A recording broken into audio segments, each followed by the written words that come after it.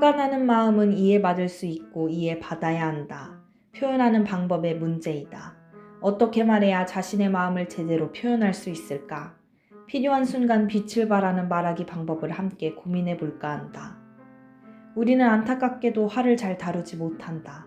화가 나면 자신이 바보 같다고 생각하며 스스로를 미워하기도 하고 상대방 때문이라고 원망하거나 상황 탓을 하기도 한다.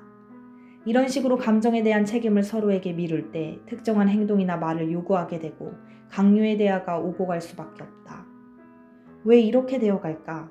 화가 날 때 느껴지는 감정을 명확하게 인식하려는 노력보다 그러한 감정이 나타나게 되는 원인이 상대나 상황에 있다고 믿으며 문제를 해결하려고 하기 때문이다.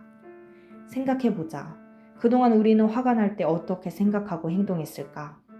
너 때문이야 라는 생각으로 상대를 미워했거나 혹은 다 내 잘못이야, 나 때문이야 라며 나를 미워했거나 상대에게 미루면 상대에 대한 적대심과 공격적 행동을 부추기고 나 자신이 떠안으면 우울해지고 자기 혐오가 깊어진다. 그래서 화는 나쁜 것 같고 느끼면 안 되는 것 같이 느껴진다. 자신도 상대도 불행하게 만들어버리니 말이다. 그러나 화는 인간의 자연스러운 감정의 에너지이다. 원하는 상황이 되지 않았거나 자신의 욕구가 좌절된 상황에선 누구라도 기분이 편안하고 행복할 수 없다. 인생이라는 여정에서는 어느 누구라도 원하는 것이 다 이루어지지 않는다. 그렇기에 마음이 힘든 경험은 누구에게나 있기 마련이다. 그럴 때 올라올 수 있는 것이 화인데 우리는 너무나 억압하려고만 한다. 혹은 무시하거나 지연시키려만 한다. 그러나 우리의 감정은 매우 명료하게 가슴에 종을 울린다. 자신의 소리를 들어보라는 알림이다. 자신의 소리를 더 이상 무시하지 말고 불편한 그 마음을 잘 살피고 표현하라고 한다. 그래서 우리가 해야 하는 일은 감정을 억압하고 무시하는 것이 아니라 조용히 귀를 기울여 마음이 말하는 걸 잘 들어주어야 한다.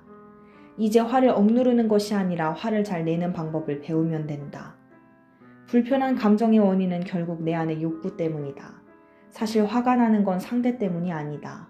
상대는 나의 감정을 자극할 수 있지만 내 감정의 원인이 될 순 없다.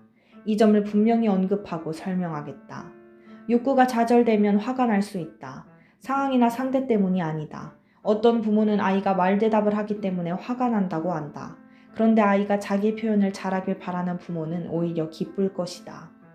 어떤 상사는 팀원이 소극적이라 화가 난다고 하지만 팀원이 자신을 묵묵히 따라주기를 바랄 땐 고마울 것이다. 결국 우리의 감정은 그 순간 내가 무엇을 바라고 있었는지, 즉 나의 욕구가 무엇인지에 따라 달라지는 신호일 뿐이다. 그래서 감정을 인식하지 못하면 감정대로 그대로 행동해버린다. 이런 경우 상황이나 사람에 대해 자신의 생각대로 판단하고 본인의 의지와는 상관없이 충동적인 생각대로 감정이 표현되기도 한다. 그러므로 충동적이고 자동적인 생각에 대한 이해는 화와 같은 감정을 이해하고 표현하는 데 있어 매우 중요하다.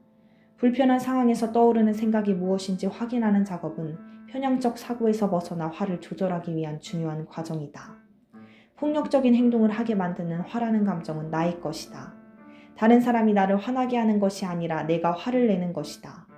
화라는 감정을 내가 스스로 책임질 수 있을 때 좀 더 자유로운 삶을 살 수 있다. 눈뜨는 인생의 한마디입니다. 우리가 느끼는 감정은 수시로 우리의 마음을 왔다 갔다 합니다. 어떤 날은 아무 일도 아닌데 마음에서 화가 나거나 미움이 올라오고 어떤 날은 슬픔이 올라오기도 합니다. 나도 알 수 없는 어떤 움직임들이 마음에서 일어나고 있는 것을 느낍니다. 마음은 밖의 상황에 따라 갈대처럼 쉴 새 없이 흔들립니다. 그것도 흔들리는 마음에는 긍정의 모습보다 부정이 더 많이 깔려 있다는 것을 느낍니다. 왜 그럴까요? 일상에서 수시로 벌어지는 일에 느끼는 지금의 내 기분, 감정은 현재의 나의 마음과는 다른 영역으로 봐야 합니다. 나도 모르게 일어나는 생각, 기분, 감정들은 대체로 무의식에서 발생합니다. 우리는 어떤 상황과 사람 때문에 기분이 좋아지거나 나빠진다고 하지만 사실 우리의 감정은 그 순간 우리가 하는 생각과 그 생각의 밑바닥에 깔려있는 신념과 믿음의 영향을 받고 있습니다. 화나 미움, 서운한 마음, 실망이 순간적으로 들어오는 것은 자연스러운 현상입니다. 오히려 이러한 감정을 느끼지 못하는 것이 더 안 좋을 수 있습니다. 때로는 내가 느끼는 기분과 감정은 내 생각 밑바닥에 깔린 욕구나 욕망이 표현되는 것이기 때문입니다. 좋은 관계를 갖고 싶은 마음, 성취욕의 마음, 잘해보고 싶은 욕구가 없는 일에는 화도 실망도 나지 않는 법입니다. 사랑하는 가족에게 화가 나고 실망을 느낄 때가 종종 더 있는 이유입니다. 어떤 때는 감정을 통해 무엇이 무의식에 깔려 있는지 알아차리기도 합니다. 문제는 들어오는 감정을 알아차리고 수용할 것은 수용하고 버릴 것은 버릴 수 있는 힘입니다.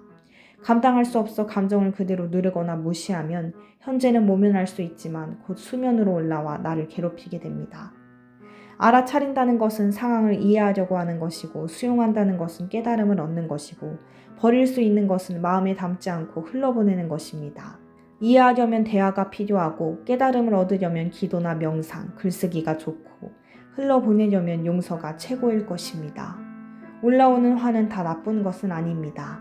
단지 그날의 화를 그날로 끝내지 못하고 마음에 묻어두는 것이 좋지 않습니다. 감사합니다.